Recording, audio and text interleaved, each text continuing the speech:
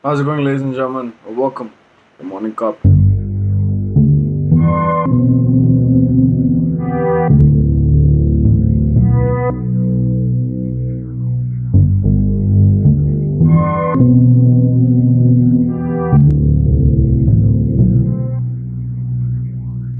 Yesterday was a pro-Trump rally, and this thing got out of hand real quick.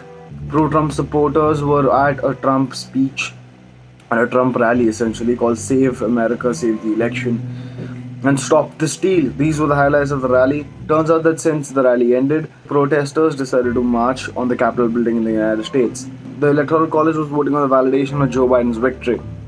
Turns out that everything went out of hand as soon as the protesters reached there. They breached the building, they tried to get inside, and upon trying to reach inside further, one protester was shot at point blank range and killed. The security in the Capitol building is supposedly held responsible for the incident. It's too early to tell. The only other bit of information that we know about this protester who was shot was the fact that she was an ex-Air Force veteran. For 14 years, she served in the Air Force. She had done 4 tours apparently, and she just wanted to make sure that her voice was heard. No matter what side you're on, no matter what beliefs you might garner, the fact of the matter is that being shot at a protest is never the answer to anything. And the plain blatant thing is going to come up now is the fact that these protesters are going to turn real violent. Considering that these are gun owners, considering that these are Republicans, and they did not walk into DC or the Capitol building with guns drawn, and then you shoot at them. Even being here away from the United States on an international scale, we understand the fact that the Republicans are more gun oriented and the Democrats aren't. When the security of the Capitol building knew that you were going to have protesters trying to breach the doors and come in, when you saw them breaking the windows of the door, what did you think was going to happen next? That they would just stop once the door broke open? The security guards on the other side chose to stand there, chose to draw their weapons, and one of them even chose to shoot. I don't understand how that is justified in any way, shape, or form. Protesters should be treated like just that. Protesters. Human beings and not terrorists trying to breach in and kill people. We move on to Kim Jong-un, and Kim Jong-un has gone out of his way to finally admit to the fact that his economic financial plan has been a ginormous failure.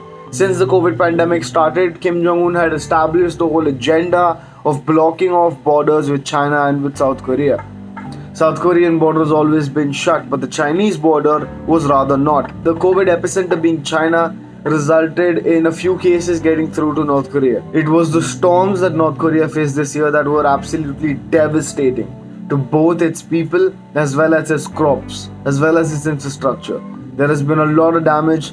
There has been more to lose for North Korea than to gain. We thought that amongst this pandemic, there would be a lot that we would understand about North Korea in terms of its capabilities to deal.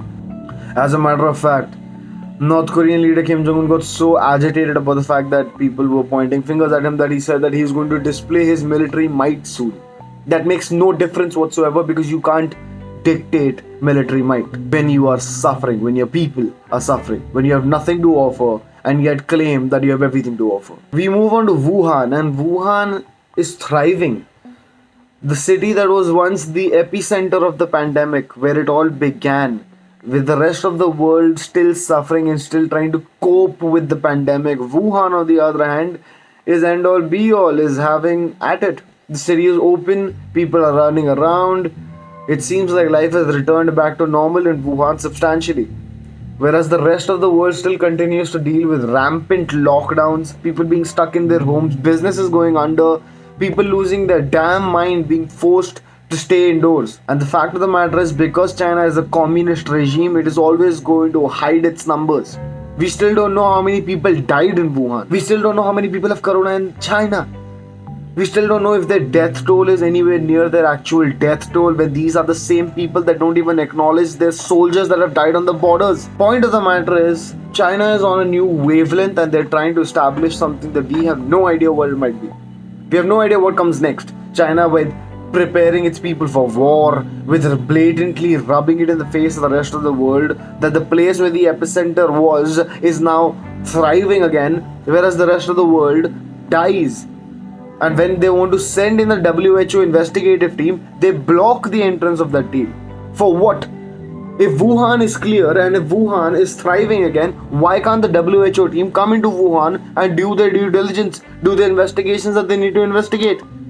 But no, pre-existing agendas and preemptive things in place that China and the communist regime of China love to do, where the rest of the world still suffers every day, whereas China just moves on. The economic recovery of China has been amazing, whereas the rest of the world is suffering. China is making more than the rest of the world at this moment. And it's just drastic to see that it's doing this in the face of the world. It's not doing this behind closed doors. None of China or Chinese movements have been behind closed doors. It's almost as if China is trying to agitate the rest of the world into finally succumbing into the fact that we're going to have to put China in its place eventually.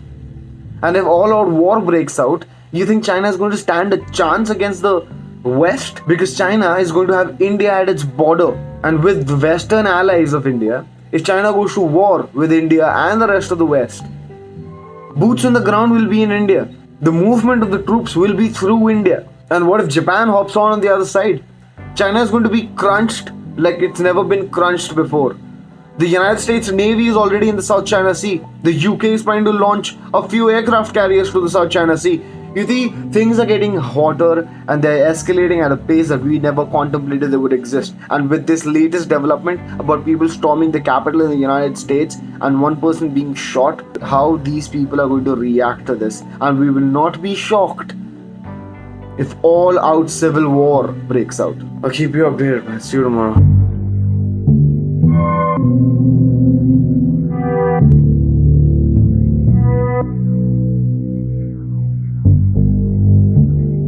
Thank you.